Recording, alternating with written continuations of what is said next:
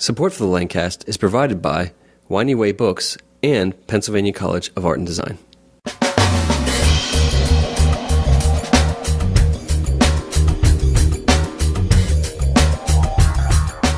Welcome to the Lancast. I'm David Moulton. And I'm Keith Slesser. 2011 has come to an end, and it's time to take a look back at our favorite moments from the year. We're going to start off this special episode by having Keith count down his top 5 favorite moments of the year. And then after the break, I'll be back to share mine with you. So we hope you enjoy this look back of some of our favorite times from the year. Enjoy the show. When I first joined the Lancast, David was doing all of the scheduling. In an attempt to alleviate some of the workload and start earning my keep, I contacted Bob Moore, CEO of Lancaster Regional Medical Center, the hospital I work for. Bob happily agreed to be on the show. In this clip, he tells us about his 30-plus year journey to becoming the head of a major hospital.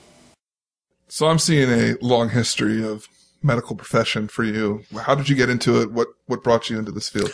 The only thing that I've done except for baling hay, working on a farm, and working for my grandfather in his bar and corner grocery store has been in the healthcare field. I've started when I was 16 working for a hospital in Quincy, Illinois, which was my hometown, as a dishwasher. Left school at noon. I didn't have a senior year. I finished after 3 years and would go to work at noon, dishwasher, work till 8 o'clock, and anticipation was then to go on to college and be a physician. I'm not a physician. I got into the healthcare profession a little different angle. Organic chemistry and I didn't mix, so therefore medical school was not in my future. I got on the business side, and I've been in healthcare, like I said, since 16. This is the 5th hospital in Illinois, Missouri, and Pennsylvania that I've been a CEO.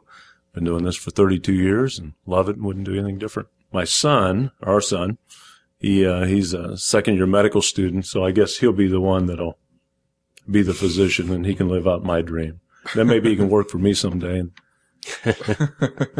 live vicariously through right. So how many different types of positions at the hospital have you been in?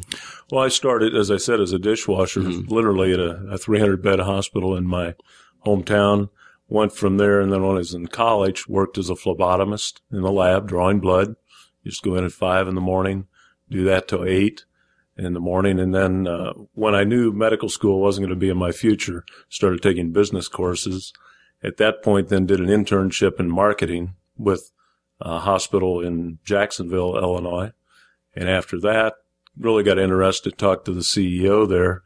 And I can remember my senior year, he said, "What do you know about marketing?" And I said, "Well, I've had a couple classes, and I was an intern under Helen Hind at your hospital." And he said, "Well, I've got an opening for a director of marketing." And I interviewed, and that was in 1979, and entered as a director of marketing at a hospital in central Illinois.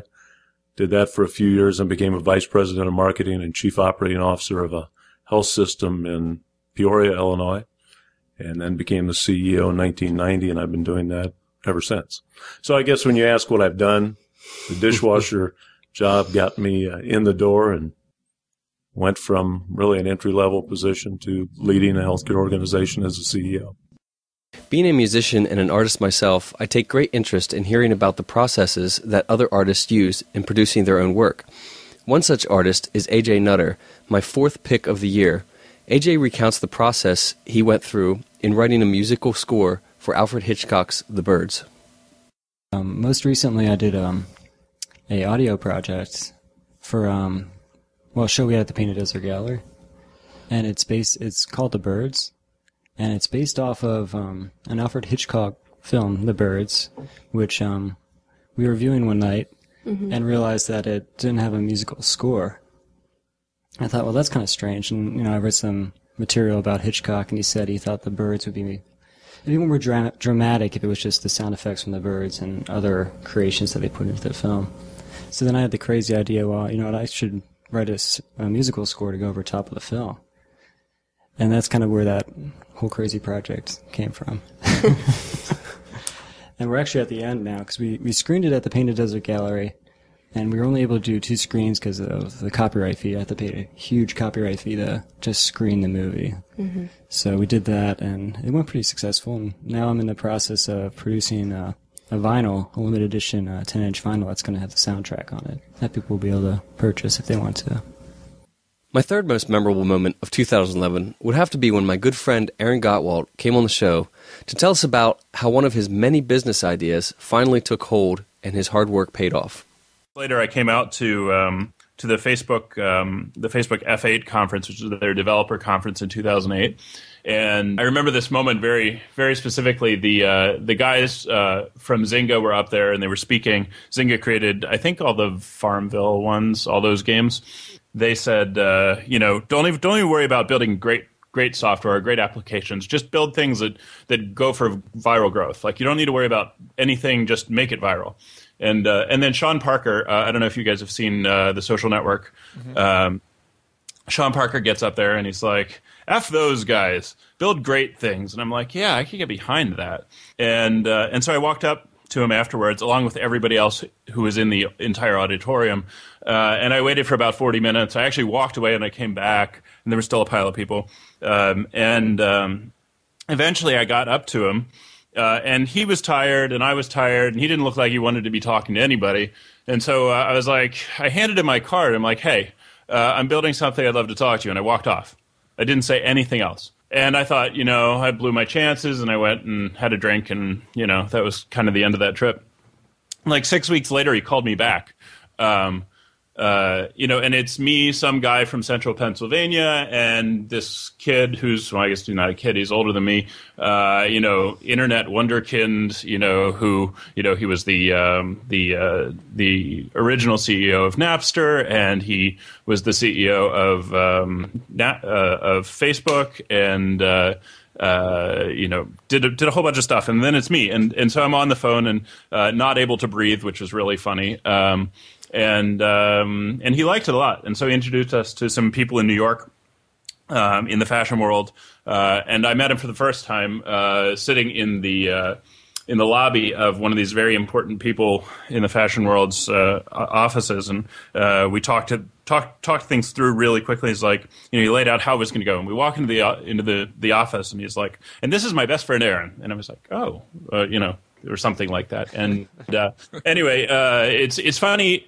I realize that that actually happens a lot in business, but I think I wasn't sort of a fast awakening to that whole thing.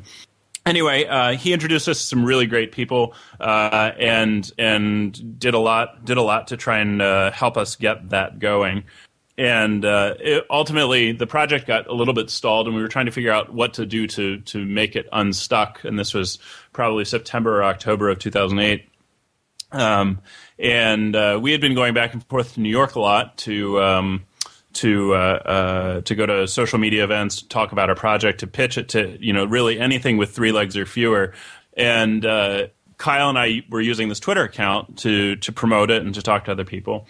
We kept on stepping on each other's toes, and I would get very angry at him, which is very easy to do because when you know him, you get angry at him. So we were talking about this, and we decided we wanted to kind of do a palate cleanser, just get away from working at Facebook stuff for a while and do something new and fresh and light. And so we decided to build this project. Originally, it was called Twansmit, which is the worst software name in the entire world. It's like Transmit, but it's Twitter oriented. Like baby bears. Okay. Yeah, it was horrible.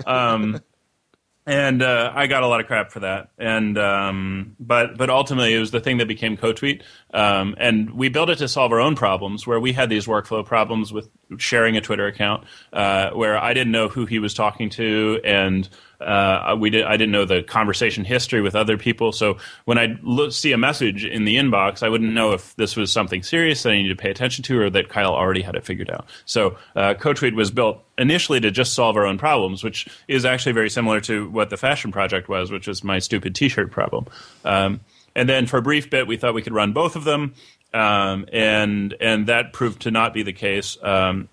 And then we realized that we really needed somebody to help us with the business side, and so we brought in a friend of mine, Jesse Engel, who's from Hershey, to be our CEO and kind of manage the business side while we were focused on building the product. And it kind of snowballed from there. My number 2 pick of the year is when another good friend, Eric Ewing, joins us to talk about the Definition Collective, a faith community he helped to start. Eric laid out his vision for authentic church. We're called the Definition Collective. And kind of our subtitle or little tagline is that we're a different name for a different kind of church. When we started the Definition Collective, our goal was to be as unchurch-like as possible. And saying that is a little weird because, the goal is to be actually more authentically church than kind of what's out there, what the options are. So titles and things like that always make me uncomfortable. Like, I hate the term pastor. Sorry. No, that's fine. It's just don't ever do it again. Or I shall smite thee. No, it's one of those things where, I'm just a guy, you know, and I think part of the problem, that a lot of people see with, kind of the organized church today is that there is this kind of separation.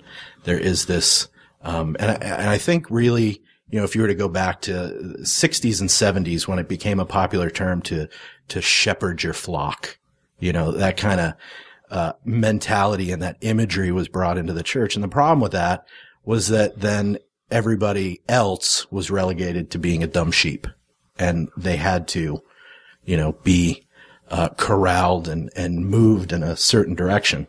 And so I've always been uncomfortable with that, you know, pastor title, or any, personally, I like to tell people that I'm the custodian at the Definition Collective, because I set up the chairs, I make the coffee, that's what I feel like my role is. My role is to open the doors and to make sure that our space is available for other people to come in for church to happen. And my job is to kind of get out of the way a little bit. Before I share my number one moment for 2011, we're going to play my favorite song from the Lancast this year. The song is called Not My Style by the Billies.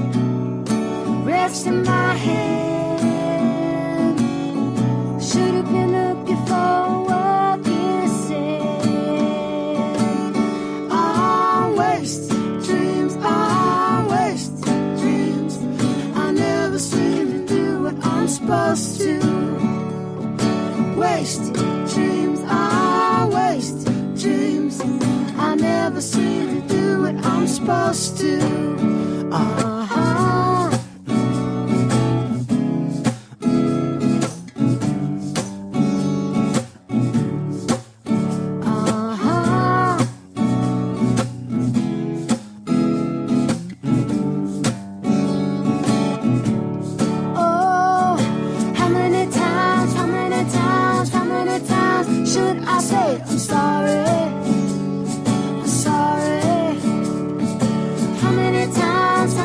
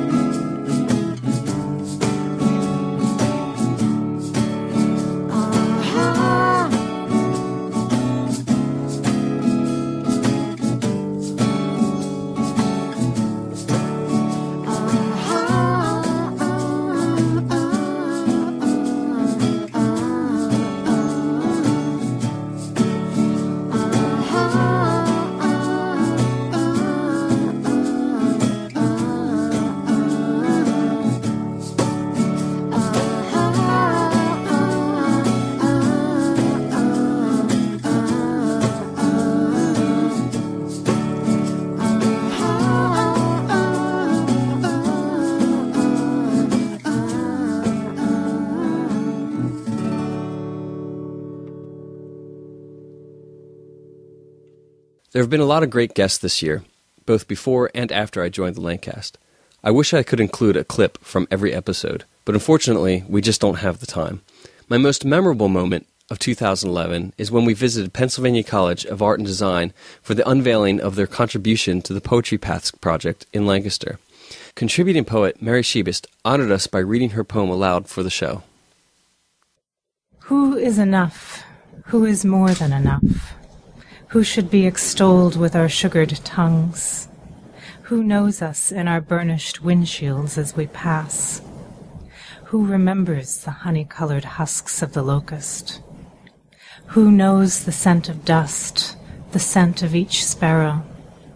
Whose shadow does not flicker under streetlights? Who can feel without exaggerating anything? Who will care when the iridescent flies swarm toward us? Who shall be as the wings of the dove, its coppery shadows? Who waits in the midst of the mosquitoes? Who devoured the fruit of our ground, the skin of the overripe pears? Who saw the world incarnadined, the current flowing? Whose face is electrified by its own light? Who could be a piece of flame, a piece of mind shimmering?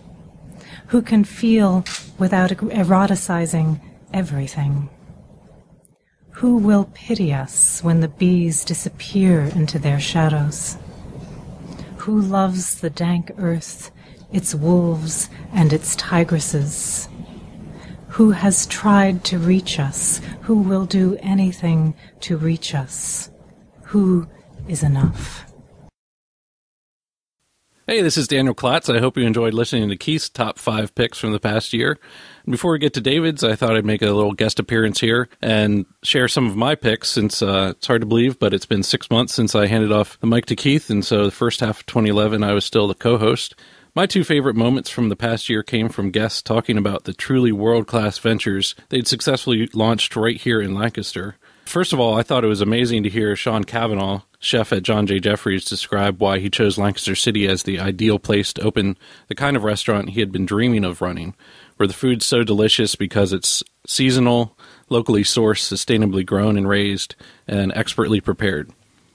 We came to Lancaster in July of 2006 to start the process of trying to find the right farmers. And we came to Lancaster because we thought this was the best place in the country to find the best farmers. It was going to be the most convenient place to have as many of the farmers doing the right things very close to the restaurant. So it obviously made it a smart choice of where to be. I also really remember the episode with Justin Rule, who told us how Heads Up Lancaster is working to fill the gaps left by school budget cuts, so that children and teens can continue to receive the benefit of arts and music education and participation. It was particularly exciting to hear how the community is supporting Heads Up, both in terms of financial support and volunteerism.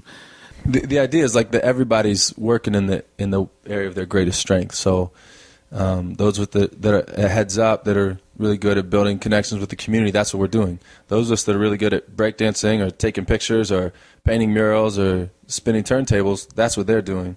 And then it all kind of comes together then, because then the kids who are really good at different things can actually learn those things, and it's all free to the kids. So it's not like they got to go to a dance studio and pay a lot of money to learn something or find out that they don't like that thing at all. They can kind of just hang out and meet a local professional, pass them on the street maybe that weekend and be like, wait, I know you. And it's about building relationships between that professional and that kid. Happy holidays and have a great 2012, and keep listening to the Lancast. Well, you've heard Keith's picks, and Daniel even stopped by to share some of his favorite moments. But without further ado, it's time for me to get started with counting down my top 5 episodes of 2011. At number 5 on my list, we have Dave Rinaldi from Stitch's Comedy Club. I had a great time recording with Dave because he was full of some really great stories, and I'm just waiting for him to come out with a book from all these tales from the comedy business. In this clip, we get to hear the story of how Stitch's first headliner, Drew Carey, almost left them without an opening show.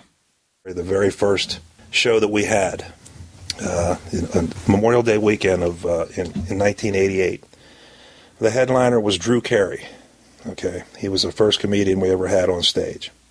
And the night before, and let's go back a little further, what we had done for this, we played it up pretty big with the newspaper ads, did some radio spots, and I ticketed the whole weekend with all the businesses on Route 30, the hotel owners, restaurant owners, everyone up and down that highway had free tickets to see what we had to offer. At that time, there was no entertainment out on Route 30.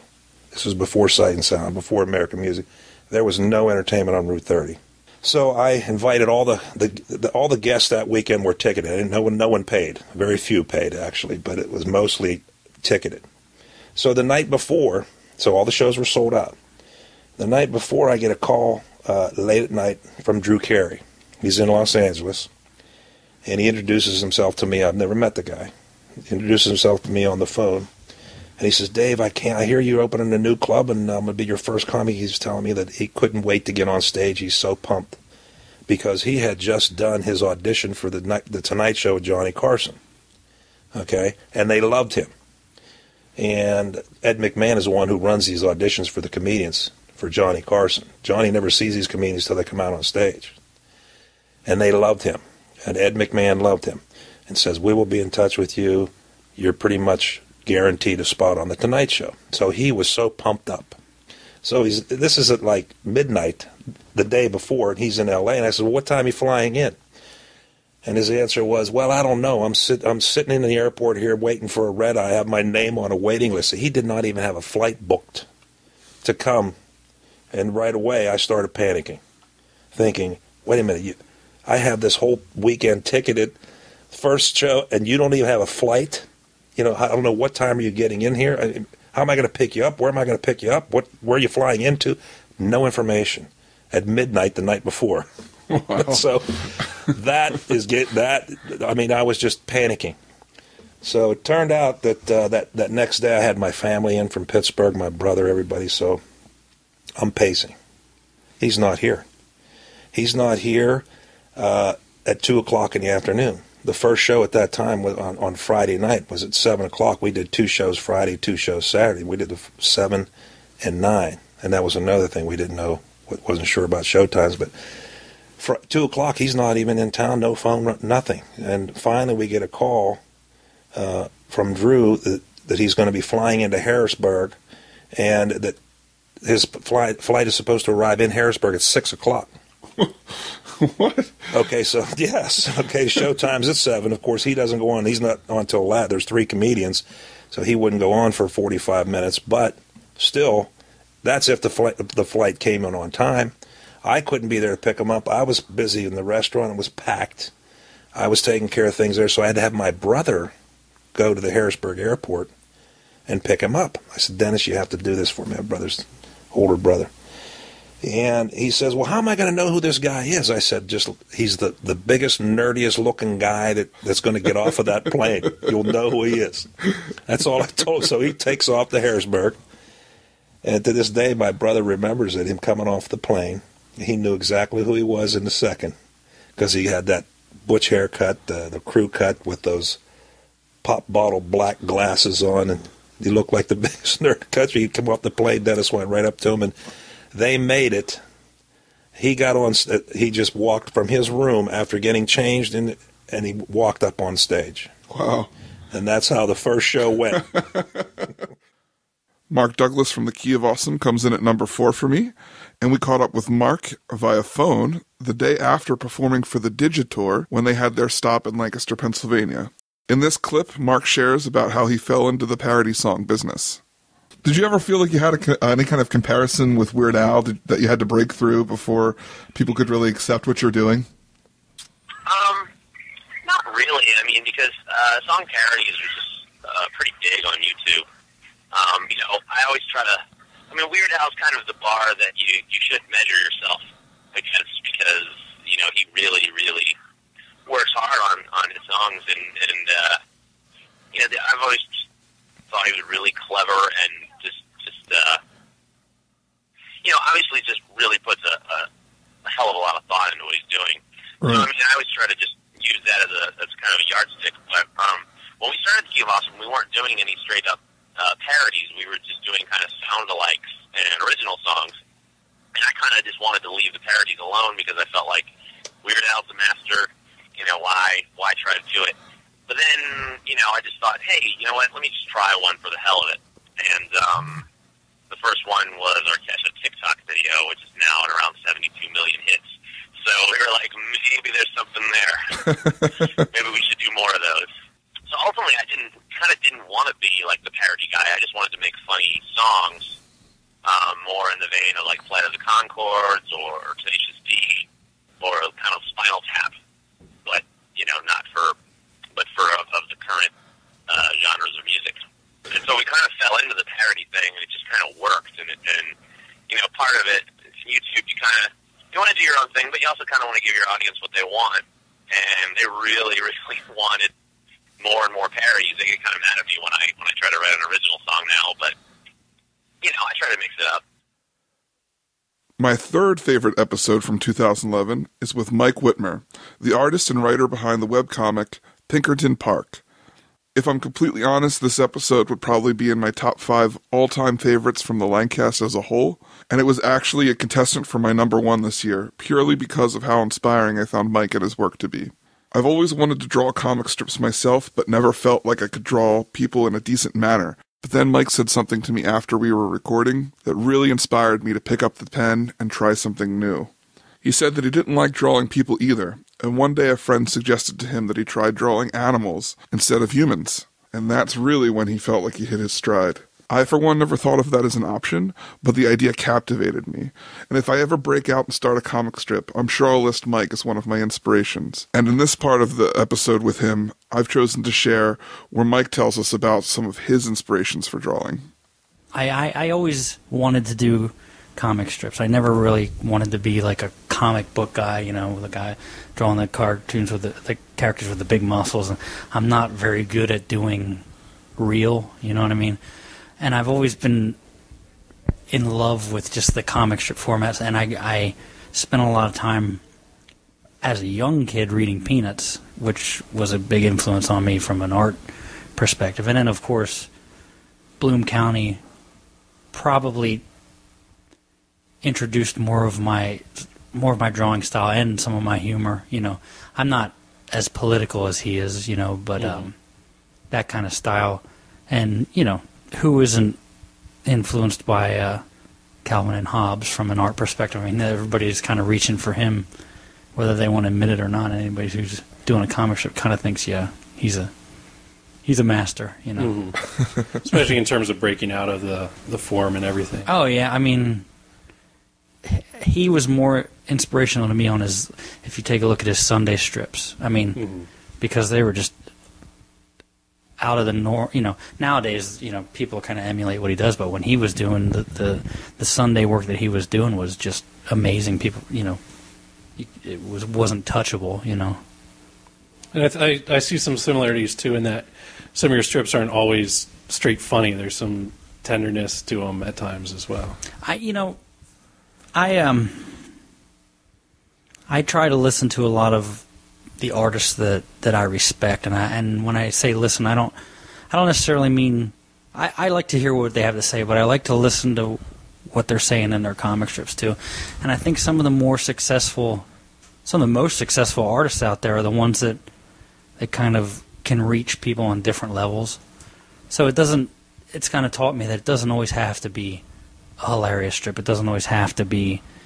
I mean, a good comic strip can make you sad, I mean, it doesn't have to fall into a format of, set up a gag and then a punchline and then you're done. There's a lot of different ways you can kind of reach the end of a comic strip, and I'm always trying to learn from reading other people's stuff, just paying attention to what they're doing and what makes me laugh or what really gets my attention. Then I think, well, where did that come from, and try to maybe use it as a tool or emulate what they're doing. Every year we meet up with a team at Penn Cinema to talk about the movies from the last year and what we think is going to be great in the year to come. This year in my number 2 spot, we have a clip of Mike Spence telling us why he thinks Harry Potter and the Deathly Hallows Part 2 is not going to live up to expectations. Now, I don't know what he thinks after seeing the movie, but I'm sure we're going to talk about it when we meet up in 2012. I'm gonna make a call about Harry Potter. Here we go. Yeah. Okay. Harry Potter is gonna be a huge letdown. You're wrong. The trailer, because I read all 7 books in 2 months. Like, I got hooked, loved them. And the trailer has so many elements of the end wrong that I feel it's going to let me down. I saw that too. I saw that too. I'm worried about it. I'm not going to lie. I'm worried about it. I think it's going to be entertaining, but there's going to be an aspect of me that's going to go, that's not how the book went. Yeah. I just think she wrapped up the books so perfectly that this movie's trying to stand out, which I can't really blame them for, but I just don't think it's going to be near as impactful as the book. That's what look, I have never. I own all the books.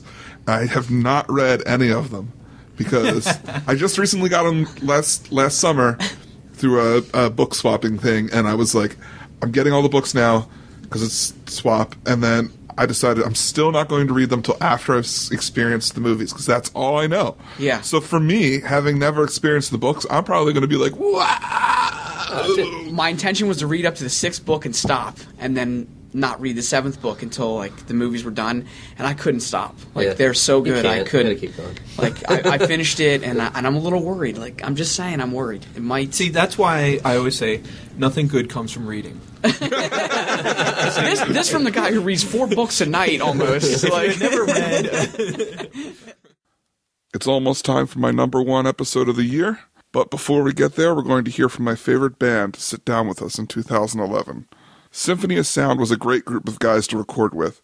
We spent a majority of the time laughing at each other's lame but kind of humorous jokes. And if you haven't had time to listen to the episode, I encourage you to go back and do so. In the meantime, here's Sails Waves by Symphony of Sound. In the morning, I will be there to take on whatever comes along. Comes along. 'Cause in the darkness, there is fear of hitting rocks when the sailboats sail along.